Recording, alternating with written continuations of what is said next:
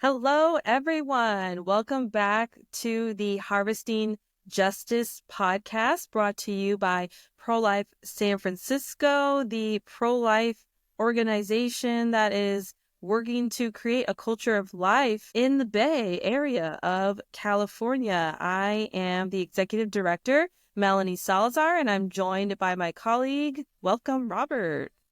Thank you so much, Melanie. Glad to be here for episode 2. And yeah, hang in there. We're learning the ropes and we're really excited to continue having this conversation with you all and with each other, share about all of our projects, and especially highlighting that primary project of uncovering all the aspects of fetal organ harvesting taking place here in our own backyard in connection with multiple institutions. Before we jump into the topic, I actually wanted to talk about, what was it, the 49ers in a game recently? Or the I don't do Golden State sports. Warriors? No! Okay, yeah, see, it seems like you're still learning the ropes too. Are you generally a sports person and still getting to know the local groups? Well, I know for San Francisco, there's the Golden State Warriors for There we basketball. go. There's the 49ers. Yeah. There's the 49ers for football.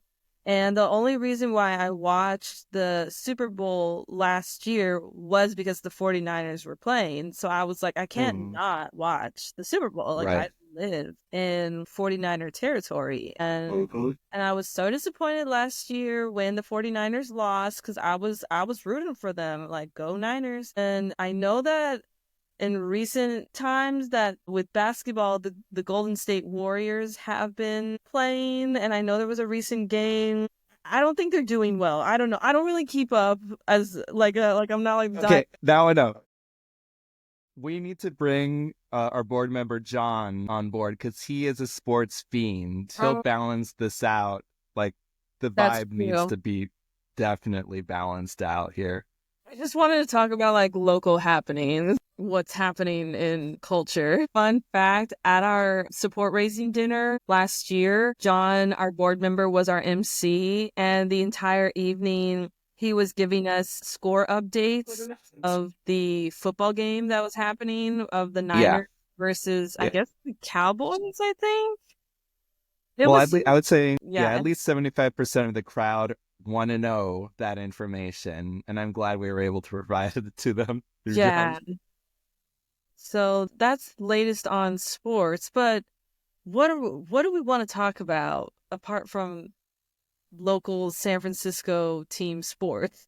Let's talk about a quick family update Okay. since everyone loves to know how well you and everyone is doing over there at HQ.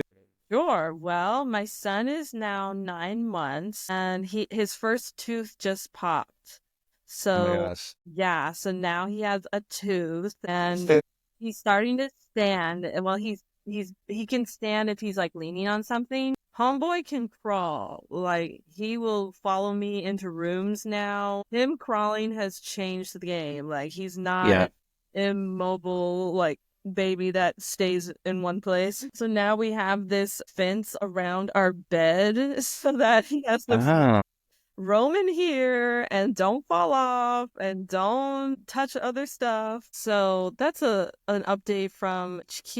And right now my husband and son are at our local park, so I will be joining them after we finish recording. that's awesome. Yeah, my end, Yeah, any update on your driver's permit? Robert's been working on I getting. don't want to talk about, Okay, I'm well, sorry if since you I brought it up shouldn't have already, mentioned that. yeah, it's really crazy how, like, back when I was in high school, I graduated 2010. I think a couple years beforehand, they stopped making driver's ed a requirement.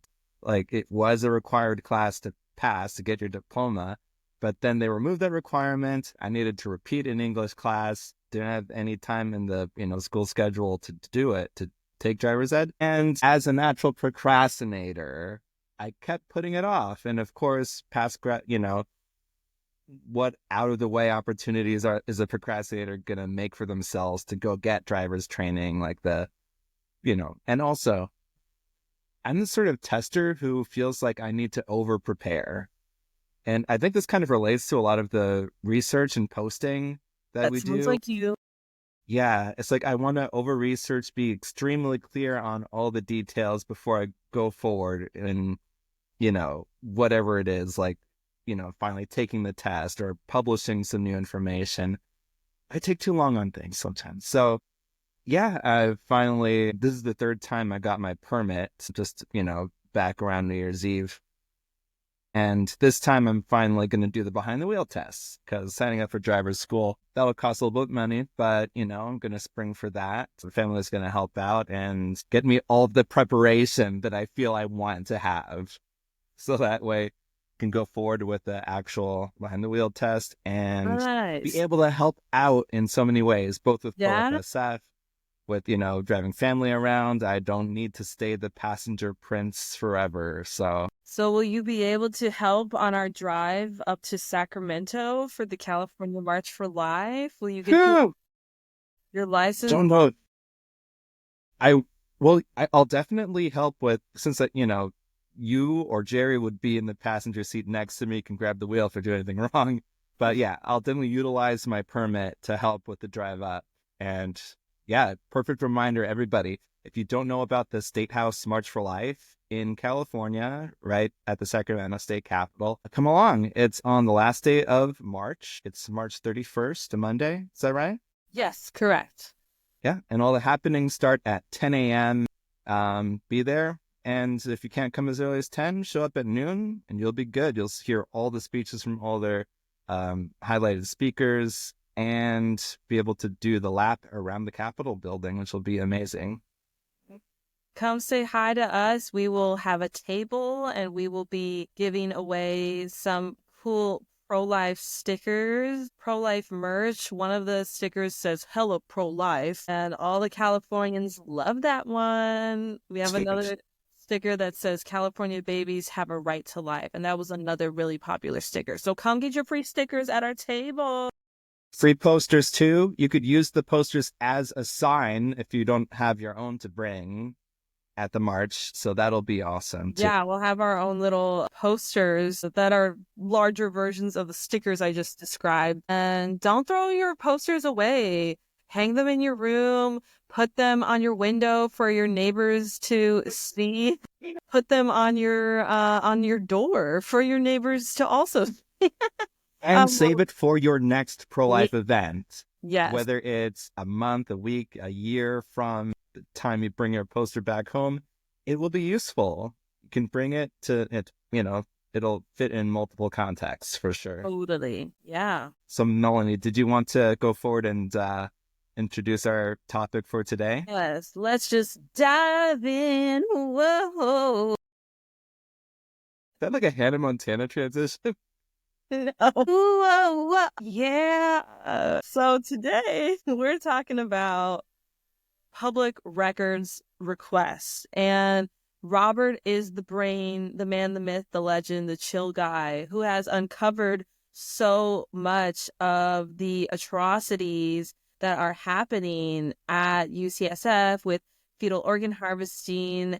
And Robert, I just want to learn from you, and others will get to learn as I'm learning. Like, what is the 411, the ABCs, 123, 101, how to do It's it? a lot of initialisms. I'm trying And to say, numbers. like, what the very basics, like the starter package Yeah. of how can the people at home, how can anyone start to try to do their own public records requests if you have an inkling that there is some corruption that is happening, that there could be illegal activity, or that babies are being harvested and used for research and financial gain, et cetera, you can do this too. You can put in records requests and try to do that research yourself to uncover what's happening and bring to light what is in darkness and bring justice for these children. So, Robert, okay, what are some first steps? How can I, the layman, do my first public records request? What do I need to know?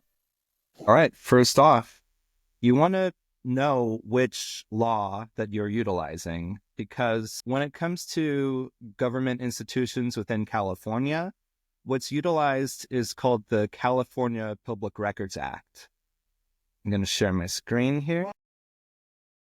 So are you suggesting every state has their own like public records act? Like if you're in Massachusetts or Texas or Ohio, everyone's working within their own state public records law?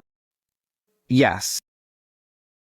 So certain localities will have their own version of the Public Records Act. A lot of people might be familiar with the national version of this. It's called the Freedom of Information Act, or FOIA. Here in California, our version of FOIA is the California Public Records Act, PRA. And this is a tool that the public can use to learn more about what our, representatives are involved in, what these public institutions specifically are doing. And since, the public is allowed to have an eye into the internal workings of public institutions like research universities, the University of California system, they have a duty to disclose the information we request of them. So if we can establish that what we're looking for is in the public interest, they'll disclose that information, maybe with heavy redactions, depending on, justified limitations on what could be revealed to the public openly. Yeah, this is just something that people from state to state can look to see if they're looking to look at what their own public university systems are involved in when it comes to what's, called fetal tissue research. Specifically, what we're trying to uncover is the details, inner workings of aborted fetal tissue research. They can send in their own Public Records Act request to their local university. Here on the website for UCSF's Office of the Chancellor, it shows an overview about, who to reach out to regarding public records requests. For many years, we've sent emails to the main official there, Brenda G. As part of this institution, they have a duty, according to the Public Records Act, to reply within 10 days with just acknowledgement of reception of our letter. And if they can determine how many days it would take to collect all the information, they might give a little heads up like, oh, it'll take us about 6 weeks. Or it'll take us a couple weeks, or we're not sure, but we'll look into it. What's interesting is we did send another request for public records just about, I want to say 20 days ago. We didn't get that 10-day reply, which is really strange. I hope it doesn't turn into like a repeat of what happened a few years ago. After we had sent one of our very first letters, we got a couple of replies and then heard nothing for about half a year. So you want to make sure that you keep reaching out to the officials who have this, legal responsibility, at least within the state of California, to reply within certain designated timeframes to let you know we've received your letter, we're starting our search, we estimate a certain date of production, or distributing the records to you by XYZ. They should be keeping you in, staying in conversation with you about how the search is going. So that is basically the gist of how we started to learn more about the inner workings of UCSF, just utterly grotesque legal activities, and continuing to prod to see if we can uncover anything illegal.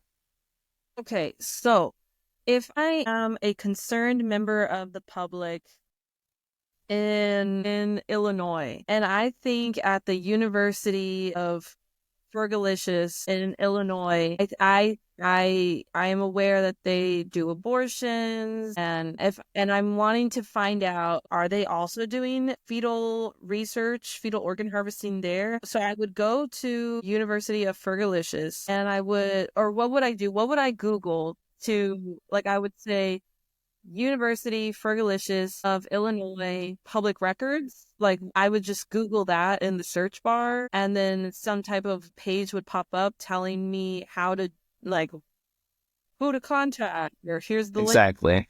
Okay. who to contact. It'd be important to look up any sort of educational resource that tells you, well, probably, that same webpage from the university itself should give you the highlights, like expect a response from us within X days. But if you can't find an outline there should be educational sites, legal, websites that would give you that clear outline of how the institution and how you are supposed to operate within the law. Another thing, there's a really important sort of preliminary research that you could do that doesn't require using the Public Records Act. You can search the National Institutes of Health website. That's nih.gov. You can use a Google search that's filtered, limited to that website alone. Look up phrases like the University of, San Diego, University of California, San Francisco, UC University Irvine. Fergalicious. In Illinois. Why did you choose Fergalicious? I was just thinking of a random school name that does not exist. Like, Okay. yeah, Doobly-Doo University. yeah, There we go. Doobly-Doo University. And that would be one search term. You could put that in quotes to, make sure that it is searching that entire phrase. And then search other terms like fetal tissue research, and then site:/nih.gov. This is a quick example of like how to start searching for published studies from medical journal articles that are copied onto nih.gov. There's dozens of researchers who are preying on pregnant families for specifically aborted organs, who will publish their research studies. And when it comes to those things, those are openly available on the internet, but of course you need to know about them and know how to search for them. In order for the public to have any care or concern over what's going on, it's kind of a hidden secret, is basically what I'm trying to say, is a hidden secret. You have to have heard about it, known how to look for it, and see those documents yourself for our society to have any chance of, ending this practice. And once you can see what is openly available on the internet, once you've found those corners, and from there, you can utilize your state version of FOIA to uncover more details, more of the inner workings of that university and their aborted fetal tissue research policies and procedures, just how they do their business, and the collection logs, all sorts of documents. Okay, I have a follow-up question to that. So I feel like now I know, like, okay, if I think the University of Scooby-Doo is doing fetal organ harvesting, I would Google University Scooby-Doo, public records request, and there would be some guidelines there. But what does a public records request look like? Do I just say, "Dear public record person, please give me all the records about the baby being harvested here. Thank you very much." Like, what does that Yeah, request it's look? definitely not just like that. Yeah. Yeah, it does make sense that people would be concerned about, how do I even start to word something like this? Yeah. Let me open up one of our previous letters. Let's Yeah. If I see. could see an Who's 20? example, that would be really helpful of like what do I write? And is there a certain layout of an example of here's what to say when? Yeah. Let's see, the best one on our page, prolifesf.org/UCSF records. This is probably the best way to give you that overview. So here is our page about our UCSF project, initiative, campaign. And of course, here we highlight one of those studies that, for example, is openly available on the internet. You just need to know about it, know how to find it, and start sharing things like this with the public. This talks about how children who were killed in utero between 22 and 24 weeks, of course, they're talking to these parents before the abortion when these children are still alive and kicking, convincing them to follow through with their abortion because they can benefit medical research and help find cures and treatments for diseases. But in the process, devaluing that living child by inside the mother's womb.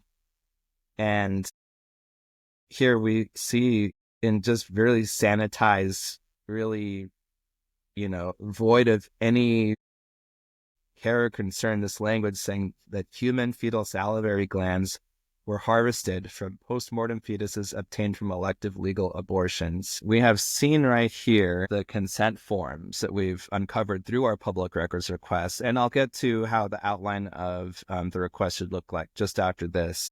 So, Here it talks about and, asks for the abortion patient to print and sign their name.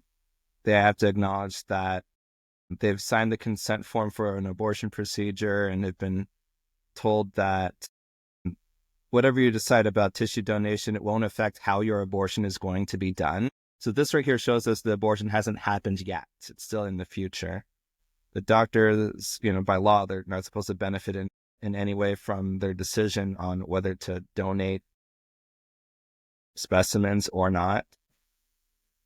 When we sent our first request for public records on July 3rd, 2019, we were more focused on, does the University of California, San Francisco, as the medical school, have any sort of relationship with our local Planned Parenthood? Because, of course, Planned Parenthood is the most notorious abortion provider in the U.S. We wanted to know if they have any legal obligations, arrangements, work-study programs with the university. But then we turned to focus more on UCSF's own in-house abortion practice. August 24th, 2020, that letter is a really good outline for the public on how a request should look like. So if you're not already watching, this is a great episode to watch the video of, because Robert is showing on the screen these real life examples of how to do this public records request, what a records request can look like, and what Pro-Life San Francisco has uncovered, has retrieved in response to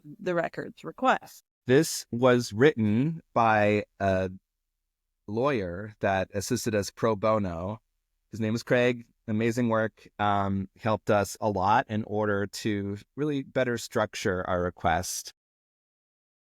Let's see, an example, the very first one that we just wrote ourselves: to who it may concern, pursuant to my rights under the California Public Records Act. We just put the name of the section of the government code here. I ask to obtain a copy of the following, which I understand to be held by your agency. So this is a simple 1 page plus just a little bit of signature underneath of, one way you can outline your request. Just send a simple request of exact, types of documents or contracts between particular entities that you're looking to get. Here, like, for example, we ask for any contracts or agreements between UCSF and the local branches of Planned Parenthood and the national branch. We wanted to learn about the work system within UCSF's abortion training program, the Ryan Residency, which is a national training program with over 100 locations across the country. I asked for a determination of this request within 10 days of your receipt of it. And, of course, letting them know that, if you determine any of these details, these documents are exempt from disclosure by law, give me the justification for why certain things are being withheld. And, that would be cool. If there is no justification, documents should not be withheld or heavily redacted. So, of course, it's important to know what they're allowed to hold back, what they should provide to you. And that's just from reading, simple outlines of what the California Public Records Act states. In any event, please provide a signed notification citing the legal authorities on which you rely if you determine that any or all information is exempt and will not be disclosed. And if you're worried about, money, affordability, because it takes, it costs money for institutions to print out copies, I ask that you notify me of any duplication costs exceeding $50 before you duplicate the records so that I may decide which records I want copied. And of course, if you just ask for electronic, versions of the documents, that would, belie any concern, be like, you don't have to worry about anything like that. Here is the a kind of updated layout. Some might say it's an improvement that is, better to utilize on how to outline your public records request. So this is the one written by our pro bono friend, So that Craig. was one of the first. Oh, you said this is a good example of a public records request layout. Yes, this here is the improved one, the one from Craig, who's a Okay. real friend and helping us out with this Shout process. out Craig. We love you, Craig. Yeah. So, as you know, this firm has been retained by Ms. Teresa Bukovac, our founder, and Pro Life San Francisco. This is a new Public Records Act request on behalf of my clients. So when UCSF stopped replying to our emails, it was a really strange radio silence period from them. We were expecting, a drop of information. So this isn't the only time it's happened. It's happened this month as well. Is it just that we're slipping through the cracks, or is someone just expecting us to drop our search? Eh, Like, I don't want to assume that is the case. I'm not we'll a have conspiracy to find theorist. out.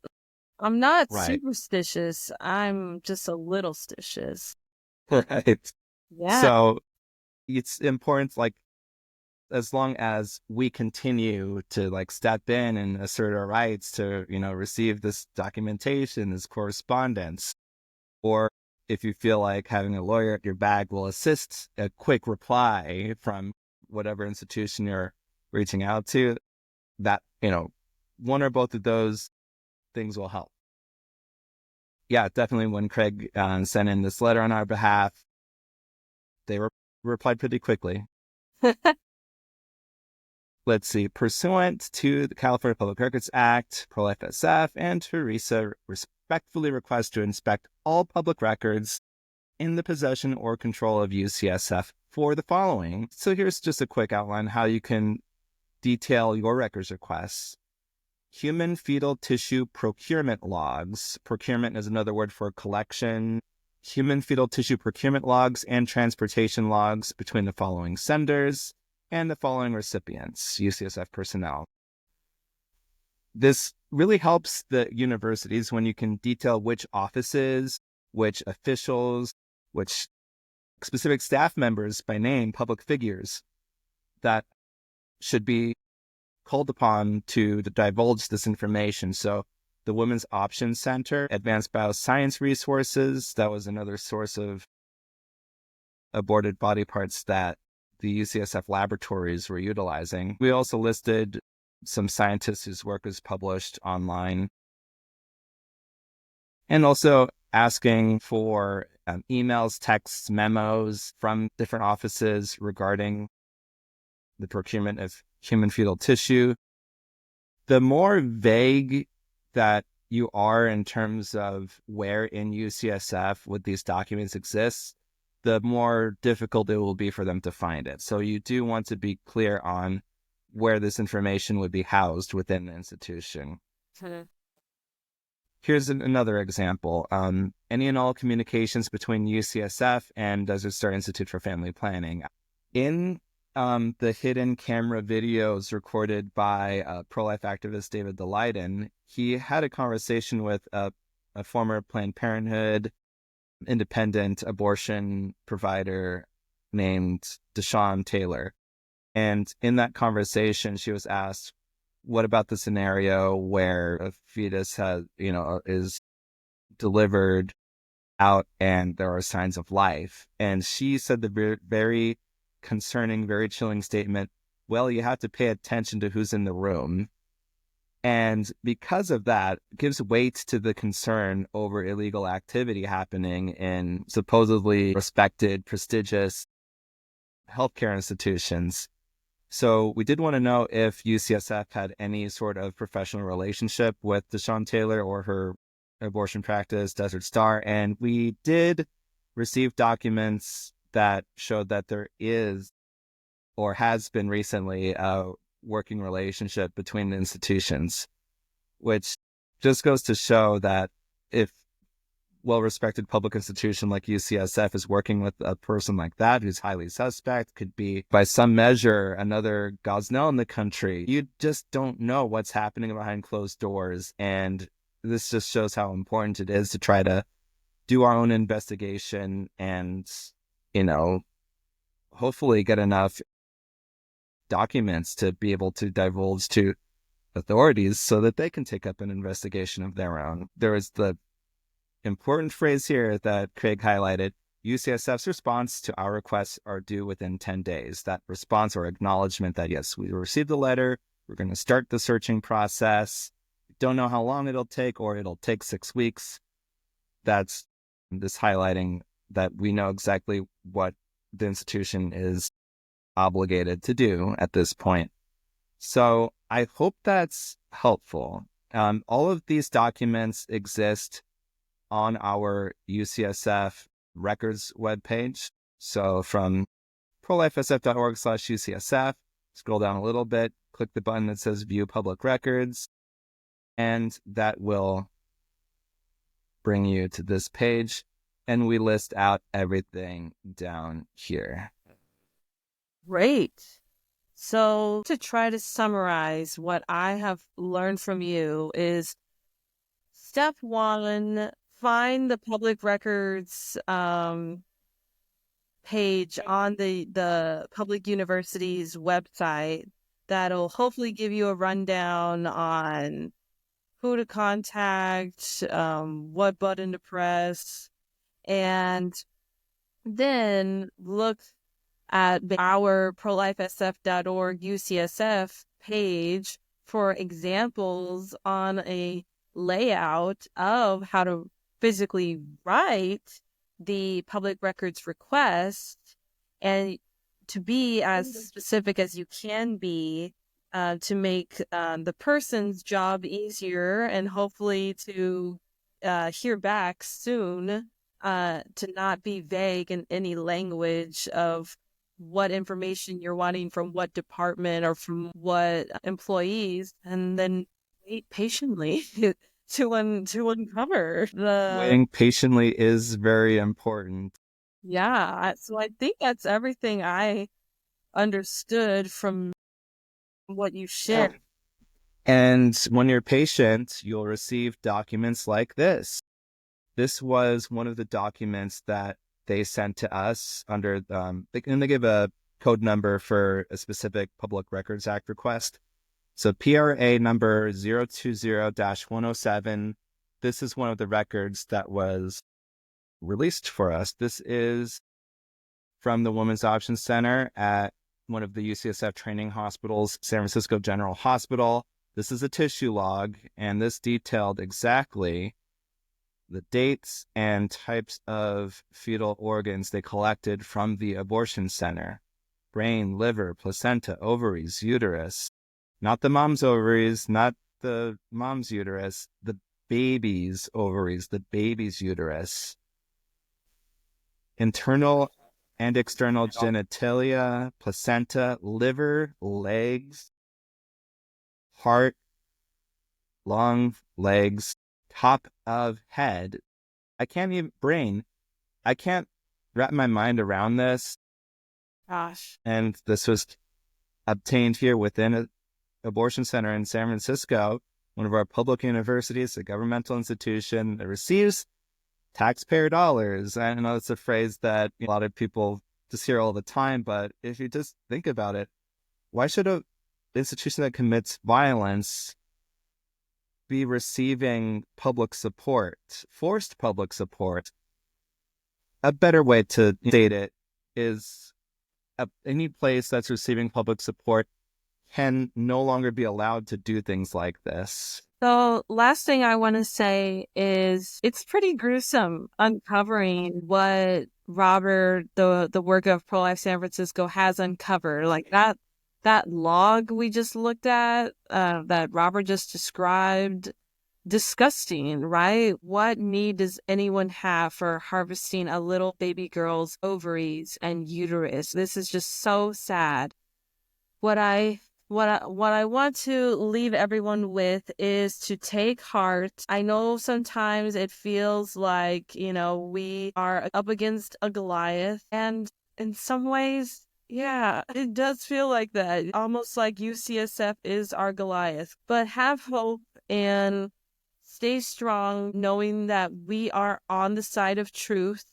Justice will prevail, the truth will prevail. And I just always think of other examples from the past of other movements, social justice movements, equal rights, human rights movements, where they also felt like they were up against Goliaths, where they felt like maybe there would never be any change, the needle would never move, but they stayed fighting, they stayed on the course because it was the right thing to do, and maybe they just had a glimmer of hope that one day we will achieve our goals. And we look back now, and those people who stayed fighting for their different causes achieved and got equality and got the justice that they worked so hard for, even though at that point in time it felt like it was never going to happen. So I just want to encourage you to have that courage, that there have been movements past that also won, and we can win too. But it's going to take our endurance to not give up, to keep uncovering these gruesome acts, exposing these gruesome acts, and truly being the voice for these children. And I want to believe in 10, 20, 30, 50, I don't know how long it's going to take, but at one point in the future, this will all be a thing of the past. But it's going to take all hands on deck. It's going to take all of us continuing to fight for these children and not giving up. So that's what I have to say. Any last burning words, thoughts, Robert? You said it all. The important thing is stepping in and participating when you know there's something you can do. If you have time, if you have any special skill, we want to be like a sounding board for you. Like, come in, join the conversation, and let's figure out what part you can play in bringing this practice to the wider public. And with that, public support, bring it to an end. So thank y'all, everyone, for tuning in to episode 2 of the Harvesting Justice podcast, brought to you by Pro-Life San Francisco, and we'll see you in the next one. Bye.